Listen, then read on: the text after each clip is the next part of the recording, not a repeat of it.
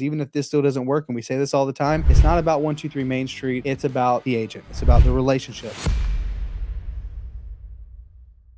I recently learned a great lesson from a property that we purchased from one of our agent partners that I think rings true to our whole framework of why we do the deals the way we do in today's market. So we bought this house in San Antonio, Texas. In the beginning, we were negotiating. That was a situation where the client didn't have much equity. They were looking to sell this one and buy another home. We had a rock star agent on the other end that was trying to learn more how she could better service her client. We're like, oh my gosh, this is perfect. Let's educate you on what subject to looks like. Let's educate you on like what a potential hybrid deal may look like if it's a mixture of subject to and seller finance. It was potentially going to work. Our initial terms we came up with $30,000 down, monthly payment, a little monthly payment to our client. We were good to do the deal. We thought we were good, and then our client decided to change her mind. She was like, no, it's not going to work for the client anymore. For us, it was like, man, this really stinks. But at the same time, we wanted to focus on the relationship because we knew the agent we're working with also led a team of multiple agents in her brokerage. We're like, let's just stay in good graces. Even if this still doesn't work, and we say this all the time, it's not about 123 Main Street. It's about the agent. It's about the relationship. And it sucks sometimes that the deal doesn't work out, but we're like, let's just focus on building that relationship. After they tried to sell through other means, it didn't work out. So the agent ended up coming back to us because we stayed on the follow-up, guys. We're talking about months and months and months of follow-ups. Like it was like 4 or 5 months of just checking in. The